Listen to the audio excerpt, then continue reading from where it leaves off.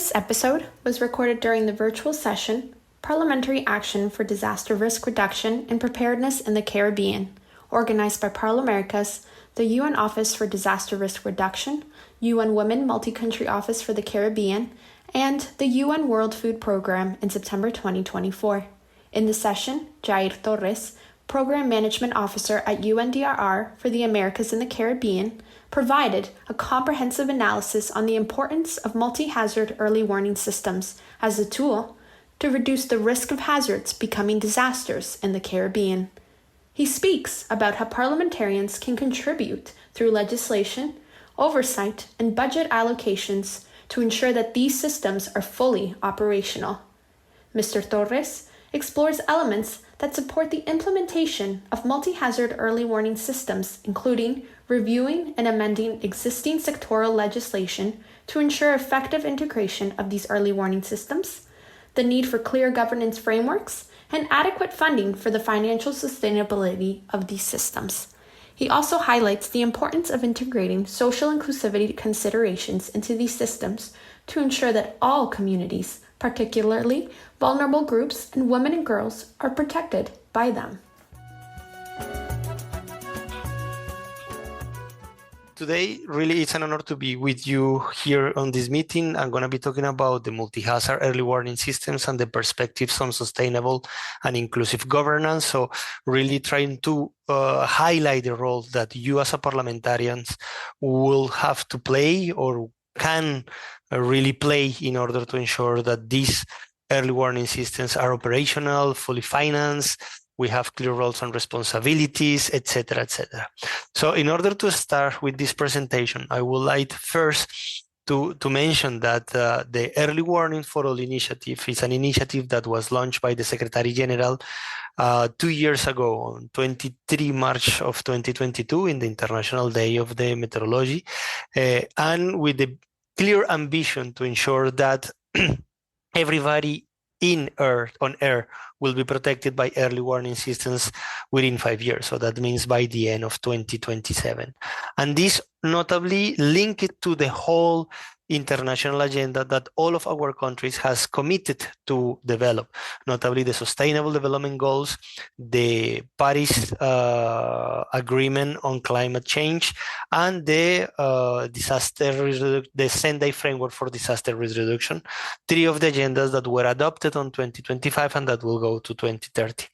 So this is not, it's not that we started working on multi-hazard early warning systems just with the early warning for all, but it's just to mention that the Secretary General has really valued the role that disaster risk reduction and multi-hazard early warning systems can play on really building more resilient societies and building a more resilient world.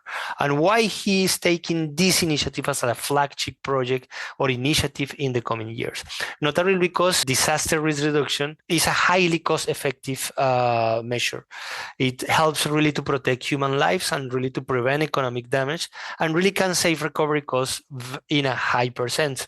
We estimate together with WMO that annual investments of $6 billion in disaster risk reductions worldwide could generate total risk reductions in the world about $360 billion, which is really a considerable amount of money that we can be saving and using the money that we use on response, on recovery, on reconstruction, on specific elements and targets that we have, for instance, on the Sustainable Development Goals, such as reducing poverty, increasing quality education, ensuring health, etc., etc.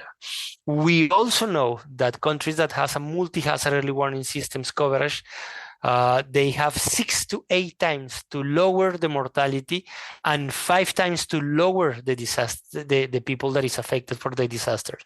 We also know that a 24-hour alert can reduce economic losses by 30%, and that there is a direct correlation between the investments that countries do on multi-hazard early warning systems and the advancements of those countries on the Sustainable Development Goals and in general in sustainable development. So we also know that there is a value proposition, that having a regional and as well a national early warning systems will reduce morbidity, will reduce assistance costs, and will improve the productivity of the country. So this has really facts that has been verified. The historical evidence has let us know this. We know as well that there is very cost-effective multi-hazard early warning systems concerning these investments that we do. The Global Commission on Adaptation report of 2019 listed the strengthening of early warning systems and one of the most benefits investments that countries can have, even about making new infrastructure resilience, protecting mangrove, or other adaptive measures that the countries can have on this. So we see why there is this value of the Secretary General on ensuring that multi-hazard early warning systems are in place in all of the countries and that benefit all of the people in the world, started from the real far communities in all of our countries. But in order to try to get to the topic of multi-hazard early warning systems, I would like to start trying to see the differentiation about a narrower understanding of these systems and a wider understanding of multi-hazard early warning systems. So we have passed from the 80s and 90s and even at the beginning of this century with a really technical perspective about what multi-hazard early warning systems are. And we were really thinking early warning systems only as the technical equipment that would allow us to detect and forecast a hazard in order to send the parameters for decision-making authorities. So it was really related to the technical issues. Nevertheless, with the pass of the years and the different unfortunate disasters that we have been having all around the world, we know that early warning systems are not only about the technical aspects that we need to check on early warning systems, but it's also about the social process that really embedded those technical components in social context. So we know that we can have the best monitoring system, we can have the best early warning systems, but if that early warning systems doesn't trigger anticipatory action, and if it doesn't have a gender transformative approach, or if it doesn't have an inclusive approach that really ensure that people can take actions, it doesn't matter their condition, it doesn't matter if they are poor, rich, or it doesn't matter where they are located, early warning systems are not effective.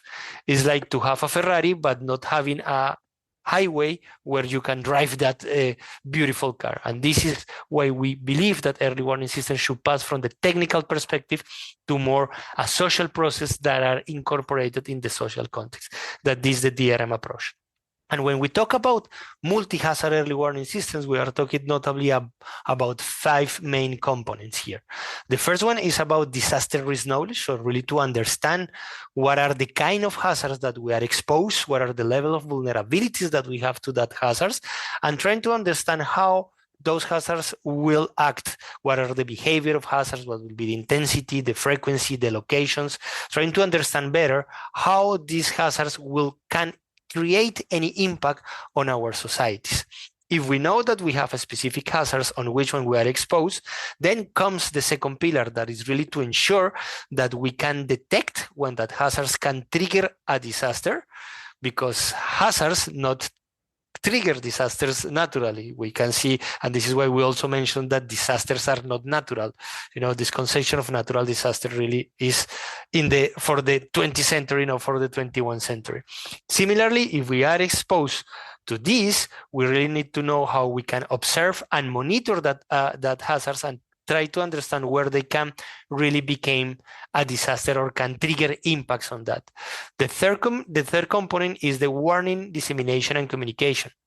Let's say it's how, when we know that threshold will be passed by the hazard, so how we inform our communities in a way that is redundant to everybody by all of the channels, leaving no one behind, ensuring that we can use technology, but also traditional ways to communicate people in order that people can take actions. That is, at the end, the 4 specific pillars of this, how we prepare and how we ensure that the response capabilities are there in order that people can take actions, that if they need to evacuate, they have the capacities to evacuate. If they need to get specific funding, they have, impact-based financing and some resources in order that they can buy the water to stock, etc., etc. And not only people. Here we are talking about people, we are talking about institutions, we are talking about private sector, and we are talking about communities, so that everybody will be prepared and have the capacities to prepare. And there is what we call the +1 pillar, that is the pillar that is the most convenient for our conversation today. That is the governance pillars. Each of these pillars integrate internally a governance mechanisms, how we governance the risk knowledge in the country, how we governance the detection and observation, how we governance the warning dissemination and communication, and how we governance the preparedness and response, but as well how we governance the whole elements of the multi-hazard early warning system. Who is responsible for what? How are we going to sustain the operation of those systems? How are we going to create the different strategies in order to ensure that they are inclusive, that they are gender responsive, etc. So as I mentioned, the governance is the element that will allow us to have really an early action, and that will bring all of the pillars together in order to ensure that we have the systems operational and effective. Just a small clarifications. When we are talking about multi-hazard early warning systems, sorry that I guess that I missed the, now you see, when we are talking about multi-hazard early warning systems, we are not talking about a single system that covers all of the hazards. And sometimes we have that confusion when we are talking with different stakeholders. When we are talking here is about really ensuring a coordinated approach that involves multiple disciplines in order to update and accurate hazards and identify and monitoring the different multiple exposure hazards. And why I'm saying these kind of things? Because one hazard can trigger another one. As we know, for instance, earthquakes can trigger tsunamis. So we really need to talk, we really need to ensure that those people that are in charge of monitoring, but also responding to earthquakes, really discuss with those of the coastal management units that monitor and really implement tsunamis. But also hazards compound each other. This is something that, for instance, we saw in St. Vincent and the Grenadines on 2019, 2020, 2021, when they were facing the epidemic of dengue. Then we started with the COVID-19, and then we have the volcano eruption, and then we have Hurricane Elsa impacted St. Vincent and the Grenadines. So we really need to have clear frameworks, standard operation procedures that let us know what to do in the case that something is happening when we are in a particular crisis. And that was very interesting to understand. For instance, in the case of St. Vincent and the Grenadines, when we have a special standard operational protocols or practice that tell us that in the case of a hurricane, we have to put people in shelter. But at the same time, we have other directives that say, like, we are in the middle of the pandemic, I cannot put people in shelter, or I have to put it in a different regulation. So this is when we are talking about multi-hazard, is trying to understand all of the connections that exist between the different hazards and the different impacts that each of them can cause on our society. So as I mentioned, this is an example of Guatemala on which one we try to map all of the actors that are providing the different elements for early warning systems. So regulatory guidance, technical support, capacity development, implementation, financial, either coming from institutional organizations, national organizations, or from external aid like the donor support. So I'm coming now to the main elements that in my last 3 slides about how parliamentarians can really support the adoption and strengthening of multi-hazard early warning systems. So the first one, and it's not going to be something new for you, is concerning legislation. We really need clear legislation on multi-hazard early warning systems that define roles and responsibilities, including those financial responsibilities about from where the money will come, for instance, to the meteorological agencies, to the national disaster risk management organizations, to the social protection systems that would allow us to have mechanisms like those that we use in an ad hoc manner during the COVID, and that are covering all government institutions, but as well key stakeholders in the country, for instance, the private sector and other ones. And really, the legislation should really try to provide multi-hazard and multi-sectorial strategies in order to implement that. One of the examples that we have of this is the case of Barbados, that has approved recently his multi-hazard early warning systems policy, really trying to tackle all of these elements about role responsibilities, sustainability, who is responsible, who will provide the alert, who will provide information about the potential impacts that the hazard will have. And that is very important, that we have a clear understanding of who is responsible for what. And parliamentarians play a big role on this specific issue in order to assess the policies, implement the policies, and of course legislate that specific policies.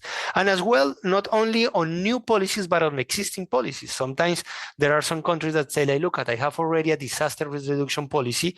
Why to create a multi-hazard early warning systems policy? I just want to be sure that multi-hazard early warning systems, role responsibility, sustainability are included on my disaster risk reduction policy. So there are different mechanisms on which one we can ensure, but legislation is something that is very important. If we don't have legislation for early warning systems, we will continue having early warning systems based on project based and not on a programmatic priority for countries. And we have seen the benefits of these systems. So better legislate in order that we can have and take advantage of the benefits that early warning systems can have. The second strong support that parliamentarians can bring to multi-hazard early warning systems is on the oversee elements that you play. So really to ensure that all parliamentarian oversight functions and activities incorporate disaster risk reduction and risk-informed decisions while providing access to comprehensive information presented in a standardized and consistent format. So really ensure that in the functions that you have of control, you really see for those responsibles or for that individuals or institutions that should be working on the operation of the early warning systems and provide political debates. Why this didn't work? Why did it work? How is the budget going for this? When is when we're going to ensure that all of the population is covered? All of the elements that from the parliamentarians is necessary for political control, not only to the government, but also to the national institutions that are in charge of the implementation of these specific systems. Another point is on budget and finance. So in the development of financial strategies and financial instruments, parliamentarians can play an important role on develop those instruments and ensuring that we include on those strategies funds for the full operation of the systems, for data collection and sharing. There is elements, for instance, when we were talking about the roles and responsibility, one of the big issues that we have at the national levels is sharing data. How different ministers are producing or national institutions are producing data, but they are not sharing it at the national level. And that lack of sharing or protocols for sharing information is limiting our capacity to really foresee and forecast impacts, because information that a minister, for instance, of education is providing will provide a lot of critical information to the National Disaster Management Organization to better understand how, a specific hazard can impact schools in a specific region, or what are the population of that school that can be impacted, and what are the actions that need to be differentiated to ensure that we leave no one behind. Also on the reporting and regulation enforcement of that budget and finance, and as well that we have budget and finance to really ensure the anticipatory actions. This at all levels of the government, including the scientific institutions that will provide the information for this, like the Met Office, the Geological Surveys, etc. As well, we will need to ensure that we integrate and mainstream multi-hazard early warning systems and DRR into public and private investments. So also parliamentarians can be very positive on really creating incentive for the private sector to ensure disaster risk reduction actions, not only on early warning systems, but for instance, creating incentive for them for retrofitting buildings, but also creating incentives for them to really support the way how the early warning systems can be more effective. For instance, incentives to the aviation sector that provide a lot of support to meteorological agencies in calibrating their models for having better forecasting, how we can provide more incentives in order that the aviation sector can provide more and more current and maintained support to the Met Office in order to ensure that we have better forecasting in our countries. The fourth point on which parliamentarians can support is on the representation. So we really need to ensure that all of these people that you are representing really is represented on the policy and on the implementation of this early warning system. So really promoting inclusion, as I have mentioned before, that we leave no one behind, ensuring that the policy that we are doing and that the early warning systems that we are implementing in our countries provide a gender transformative and responsive approach that really leave no one behind in terms of elderly, child, or other populations that can be considered minorities in our countries. Really ensure that we are inclusive in the way about how these systems will leave no one behind. And as well, how we can represent, and foster the development of multi-sectorial, scientific, academic, and technical agencies and institutions to provide knowledge and advice on the innovation of these early warning systems. So how these scientific institutions can be represented in the parliament in order to ensure that the concerns that they have in terms of technical capacities, human capacities, are well reflected on the political decisions and in the policy and plans that we are organizing in our countries. And last but not least, another way is on advocate. So really, you as a parliamentarians can play a role on advocating in the governments as the other power, not the executive power, but the legislative power, how we can really advocate for the government for shifting from an even central response and recovery approach to more disaster risk reductions on which early warning systems are included and have a multi-hazard approach. That means changing this conception that we have, and notably on our Caribbean region, thinking that disaster risk reduction is only emergency preparedness. If we work with this continued vision that we focus only on preparing for the emergency, but we are not ensuring the substantial reduction of disaster risk, we are working only on 15% on what we should be doing to really reduce disasters, and we are not being cost effective.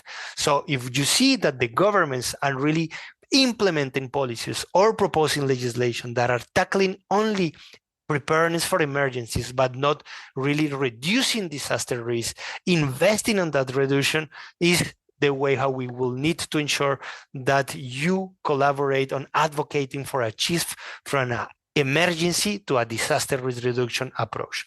Also, on advocate that the data, expertise, and experience of national international agencies and institutions are really being shared, and that we can leverage to inform these multi-hazard early warning systems and disaster reduction frameworks with the data that is provided. Something that I mentioned before is really, you can really play a role on facilitating that institutions at the national level can share easily data and really can have a repository of data that is life to life and updated, and that come from all of the sectors of the government and all of the institutions, in order that these colleagues from the National Disaster Risk Management organizations can identify what information coming from gender bureaus, what information coming from the Minister of Health, what information coming from the Minister of Commerce, from the Minister of Economy, can be used for me to better understand what will be the impacts of a specific hazard, and try to transition early warning systems,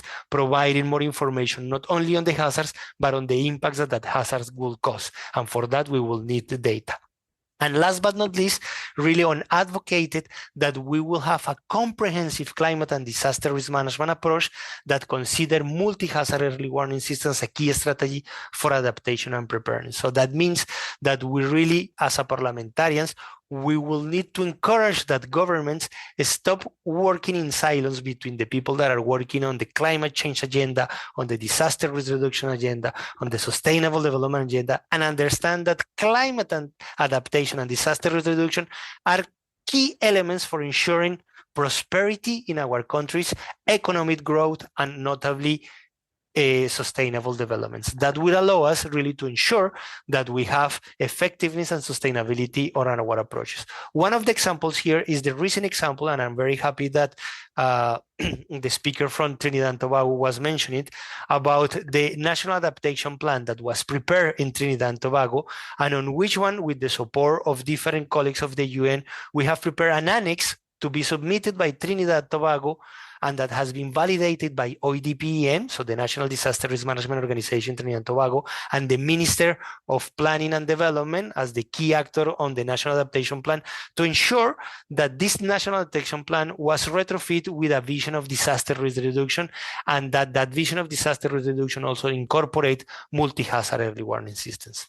Last but not least, I wanted to leave you with this specific quote from Amina Mohammed, our Deputy Secretary General, on which one she's mentioned that every person in the Caribbean, in every single seat and in the world must be protected by an effective multi-hazard early warning systems.